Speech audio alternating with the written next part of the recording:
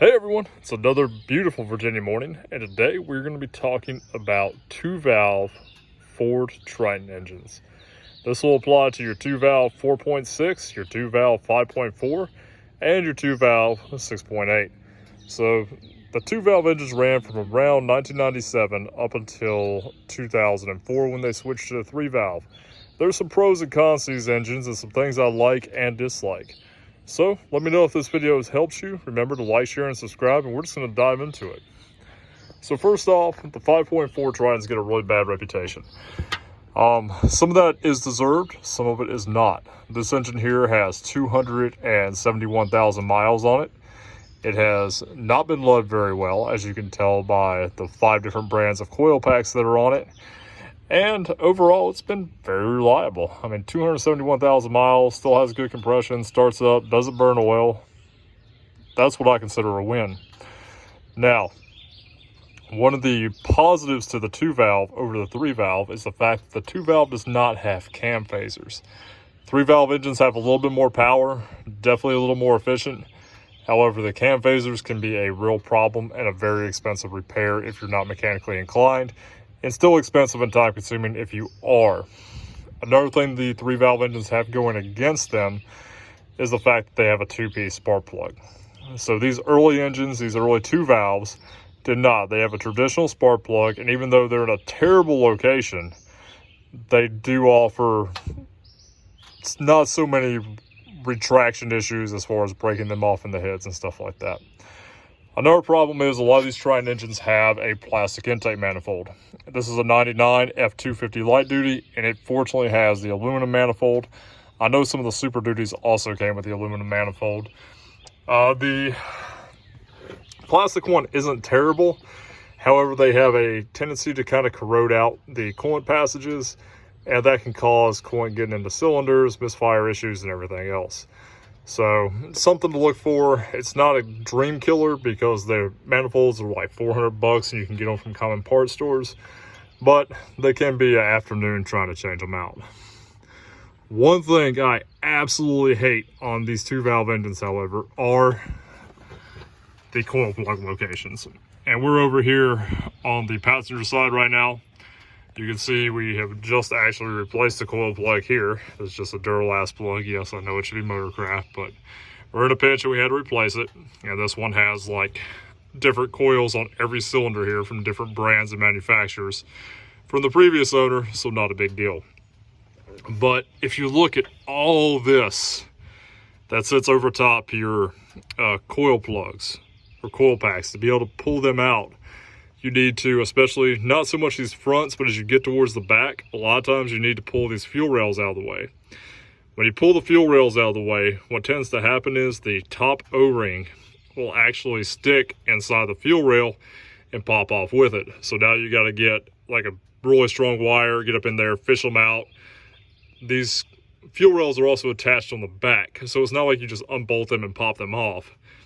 You're literally trying to pull them up out of the way far enough to work, but then you're still dealing with trying to fish that O-ring out of there. A lot of times the O-ring gets damaged, you drop it down somewhere, there's a lot of places for it to get lost in here. My recommendation, if you're going to do spark plugs and coil packs on these, go to the auto parts store, get you an injector kit. It comes with 2 O-rings in it already. I think it's like $3, guys. You could probably get the O-rings separately for like 40 or 50 cents a piece. Strongly recommended just to have a couple on hand, because if you do damage one, lose one, whatever happens, you've got them there. You know, you don't have to make an extra trip to the parts store. And a lot of places will just let you return them as long as the package isn't open. Another thing, when servicing these coil packs, as far down in there as they are, you'll notice you have all these hard plastic lines. These can be a nightmare. Over time, these get very brittle, they break. I recommend just pulling these out of your way. Be very careful, very tedious, very slow when you pull them, because these are all one piece. They go, there's a little vacuum tree here. It wraps all the way around here, goes up, and eventually runs up and attaches right here. Now mine, you'll see my little plastic connector right here gotten so brittle I had to replace it. That's not uncommon on these. You can see I actually probably should replace these right here, because you can see how brittle and just nasty. I mean, I could very easily just tear that with my finger.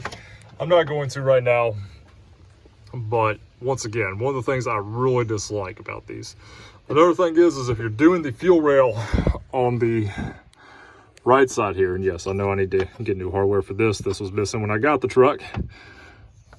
You'll notice you have to pull all your little intake hoses out, not a big deal. But then you also have your EGR tube that runs right there, really making it difficult to get that fuel rail up and out of the way.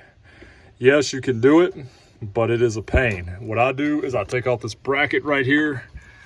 Just go ahead, it's 2 10mm bolts, pull that out of the way, pull all your lines out, pull your intake off, pull all your vacuum lines very carefully, once again, out of the way, just to change spark plugs on this.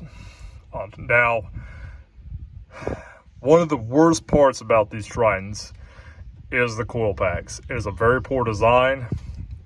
I'm not going to knock on Ford too much, but GM has a far superior setup on the 5.3s and 6.0s. Having that remote coil pack up out of the way, it gets it away from the heat. It also doesn't go straight down in the cylinder. So what happens is there's a little seal on the boot at the top of these coil packs, and they tend to get a ton of junk down in them. Moisture, oil, coolant, whatever will get down in there and cause you to have a misfire. The heat and just vibrations from the engine will cause random misfire. Sometimes we had an issue. One of the reasons we had to replace that coil pack, we've actually replaced 2 in the last 10,000 miles, was because it would run perfectly fine, but after towing all day, we would start getting a really light random misfire, and we couldn't figure it out for the life of us because all the coils were actually ohming out good. We finally tracked it down by switching out coils and playing musical coil packs. Finally got it figured out, and even then we pulled that coil off, tested it, and it ohmed good. So one of the really frustrating things about these Tritons are the ignition issues. If you're going to buy a high mileage one, it's something you definitely need to be aware of. Make sure that it's been serviced really well. And once again, this video only is going to pertain to the 2 valves because we're not going to get into 3 valves because they are a different animal. But maintenance, maintenance, maintenance. Also, if you see a bunch of cheap Amazon ignition coils, I would be a little leery of that. People have hit and miss success with those. Some guys have the Excel coils, they love them. Hey, they work great for them. Other guys have gotten them and said they're trash. Personally, just because these are such a pain to change out, if I was not mechanically inclined, what I would do is I would change all the plugs using OEM Motorcraft plugs. They're stupid cheap. They're just a cheap platinum plug. And I would just replace all 8 coil packs with Motorcraft. You know, you're getting a pretty good product with decent quality control. Their Motorcraft is definitely not the end all, but I feel a lot more confident than something like True Value or something like that. Duralast, you're going to pay almost the same price as the Motorcrafts. Now, granted, they do have a lifetime warranty. I want to say it's like $300 or $340 for 8 through AutoZone. I've had pretty good luck with Duralast products, and they have a lifetime warranty on them as well. So that might be another direction I would swing, but typically I would recommend just going with the Motorcrafts. The ignition coils are definitely the biggest issue on these 2 valve engines. They really are. You get a lot of debris in there. The clips break off. It's a really silly design in my opinion. I think Ford could have done better. There is an aftermarket company. It's not MSD. It's not Excel. There's like some Ford Racing. Not a product of Ford Racing, but they are a company that builds parts specifically for Ford performance applications. And I want to say their coils are about $450 to $500 for 8. They are supposedly the best in the business, but they are expensive. And I'm sorry I don't have that information on me. I know I've seen them. I've seen guys talk really good about them. But typically out here, that's more for, you know, performance applications. You won't see much on a street-driven vehicle unless you've got some really significant modifications. Another issue that all Tritons suffer from are the paper-thin exhaust manifolds. They use a multi-layer gasket for the exhaust flange, or right where the head meets the exhaust manifold. They tend to fail over time, and the manifolds tend to rust out really bad. One thing you always want to check if you're going to look at one of these trucks used, start it. Make sure it's cold. If the truck has been ran, it can mask an exhaust leak. Now, I would not make that be a deal killer by any means, because a lot of them do have a slight leak when you start it, but it will tend to go away within the first 30 seconds, 45 seconds. To me, that's not a dream killer. You know, if the truck is priced well, if you know that's something you're gonna have to probably deal with down the road, not necessarily a bad thing. The exhaust studs on these can be tedious, and that's why I do say be mindful of those exhaust manifolds. I wouldn't pay top dollar for a truck that has a pretty nasty exhaust leak at the manifold, because you're gonna end up probably having some headache getting those studs out. They use very small studs. They tend to break off. Once again, not a deal killer, but something to be aware of.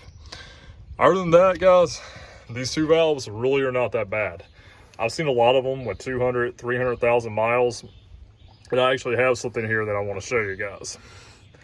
So a customer on another vehicle did his own spark plugs, and he got into a little bit of trouble when he did it. He went to start the truck, and he heard ding, ding, ding, ding, ding, ding, ding, ding, ding. Was smart enough to immediately shut off the truck. He only ran it for maybe a minute, minute and a half. And he brought the truck to us, immediately pulled the plug, started looking. Number one cylinder had some issues. And this is what we actually pulled out of the number one cylinder here. I'm not sure what that was, maybe a washer or I don't know. But it literally beat the heck out of that cylinder. Number one cylinder had dents and dings on the top of it. There was a lot of aluminum flakes in the engine. You could actually see it. We bore scoped it. So, I mean, it was rough. I said, I don't think this motor is salvageable. The truck had rust.